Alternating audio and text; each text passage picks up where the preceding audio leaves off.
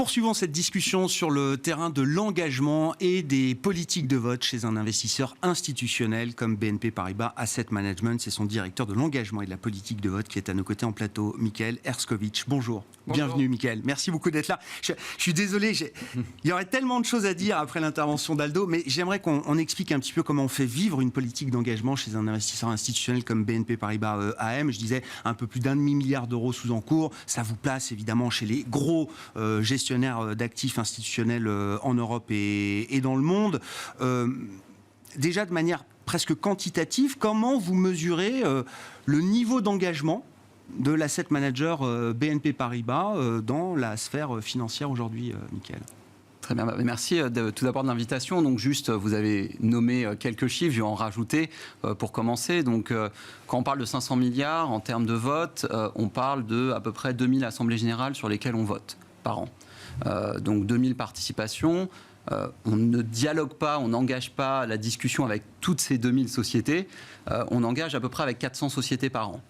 Donc ça, c'est un petit peu dans l'ordre de grandeur. Il y a plusieurs sujets dans l'engagement. Il y a le vote en Assemblée générale, on va en parler, mais on exprime à travers un vote en Assemblée générale une position. On n'hésite pas à utiliser cette arme, cet outil du vote. Aujourd'hui, du moins sur les années précédentes, on s'est opposé à peu près une résolution sur 3, 33%. Donc c'est un moyen...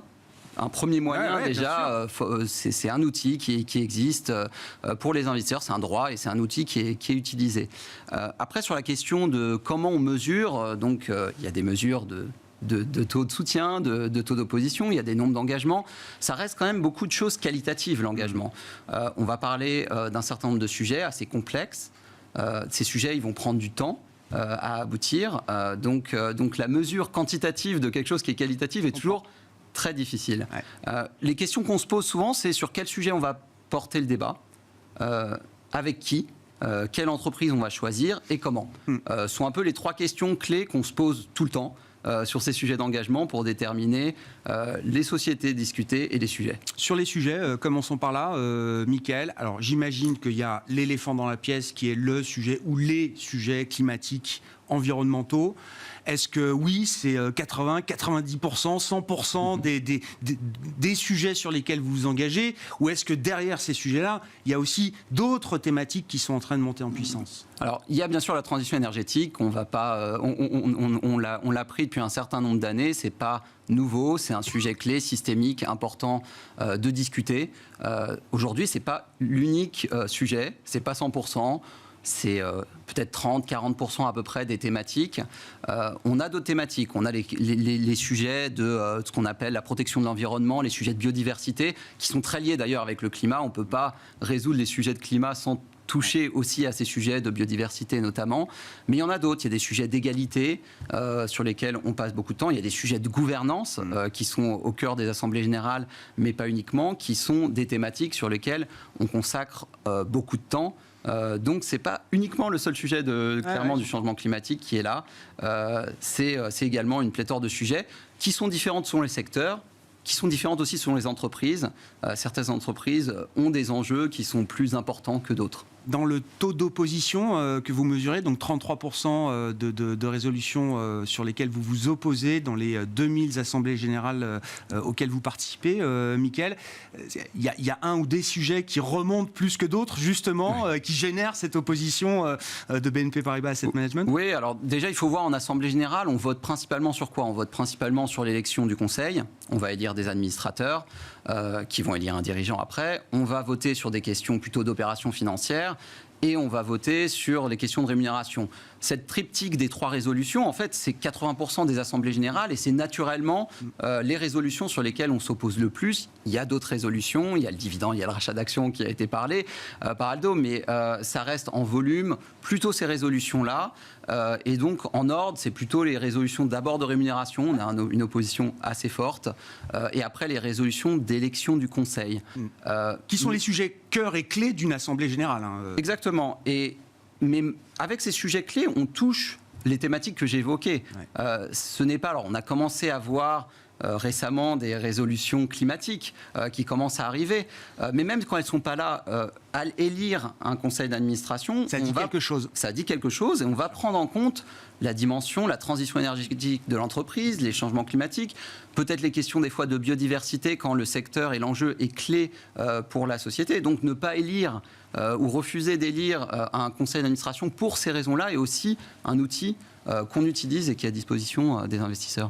Comment vous choisissez de déclencher une politique d'engagement avec un corporate, un émetteur, une entreprise, plutôt qu'une autre, Mickaël? Qu'est-ce qui compte dans les critères qui vous permettent de dire, là, il y a quelque chose à faire d'intéressant, un engagement qui peut être d'ailleurs constructif et pour l'entreprise et pour nous, actionnaires, et on est prêt à y mettre des moyens, des personnes, du temps, et peut-être parfois plusieurs années pour construire justement quelque chose. Quels sont les critères importants là?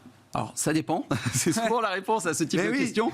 Ça dépend. Alors, naturellement, on va engager en priorité avec les positions qui sont les plus importantes chez nous. C'est assez naturel que nos top 50 dans les positions, parmi les 2000 assemblées générales, en fait, le top 50, qui sont nos plus gros actifs.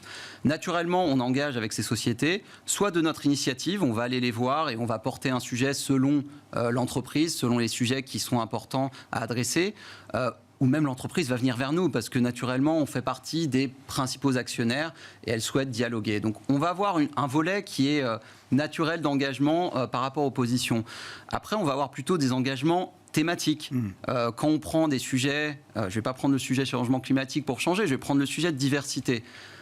On a établi des règles, on a établi des attentes envers les entreprises, d'avoir un certain nombre de femmes au conseil. Alors, en France, on a une loi, mais on est un des rares pays à avoir une loi. On a encore ce sujet qui est prégnant dans beaucoup d'entreprises et dans beaucoup de pays.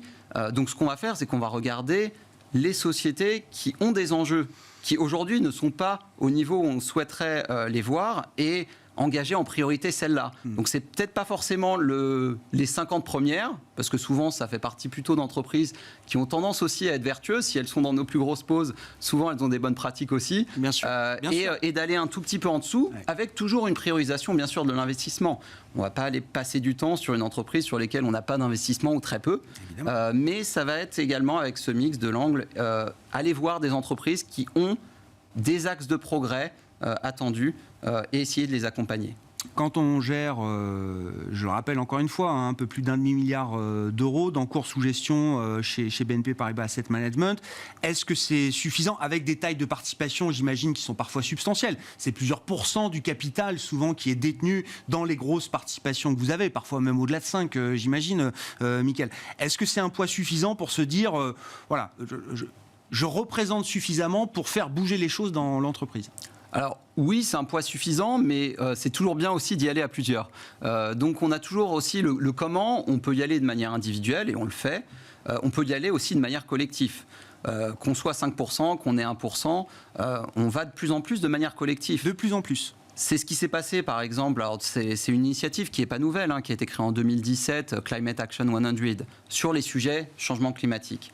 Les 160, alors maintenant il y en a 167, alors c'est le 100, oui, c'est un 100 plus, mais en résumant, c'est 80% des entreprises industrielles les plus émetteurs de carbone. Et ça représente 160 entreprises.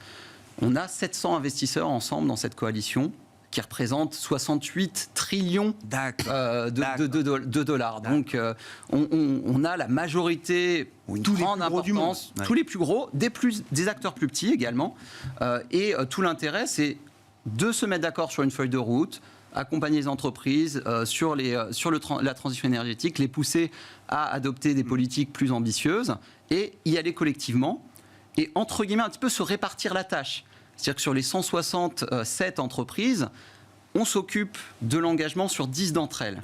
Chez nous, d'autres investisseurs le font et on a une feuille de route commune. Ils ont mandat pour gérer, et vous avez mandat de la part de vos partenaires dans ces coalitions pour traiter et être leader sur des engagements spécifiques vis-à-vis d'entreprises spécifiques. Exactement, avec une feuille de route qui est publique, avec à la fin une sorte de notes et de benchmark qui est publique. Et après, chacun en tire les conséquences qu'il souhaite, bien sûr, on reste indépendant. Mais il y a cette feuille de route, cette mise en commun. Et de plus en plus d'initiatives collectives en fait se lancent. On en a lancé une il y a quelques mois sur les sujets de biodiversité. Alors on l'appelait Nature Action 100, on essaie un peu de caler sur les noms, mais c'est un petit peu la même logique. Donc maintenant sur les sujets de biodiversité, se mettre d'accord en commun, essayer de répartir. Et c'est très complémentaire aussi avec les démarches individuelles. Ça ne remplace pas les démarches individuelles, mais ça permet d'avoir plus de poids, d'être plus nombreux et de le faire en parallèle d'engagement individuel. Combien de temps on se donne quand on lance une politique d'engagement avec une entreprise? Est-ce que c'est un travail infini, qui ne s'arrête jamais? Est-ce que c'est un travail qui doit être validé étape par étape avec la feuille de route dont vous parlez? Alors, et quels sont à un moment comment est-ce qu'on sort ou pas d'une politique d'engagement en fonction des réponses qu'on obtient ou non de la part de l'entreprise? À quel moment on coupe? Alors, avant de couper, il y a d'autres solutions aussi. Mais c'est vrai qu'aujourd'hui, les temporalités, alors, sur des sujets comme les sujets climatiques, elles sont très longues. Néanmoins, chaque année, on a des points. Donc, si on reprend l'exemple de Climate Action, on a une feuille de route jusqu'à 2030. Après, chaque année, on a un classement qui sort. Donc, chaque année, on a des points d'étape qui permettent de situer l'entreprise où elle est.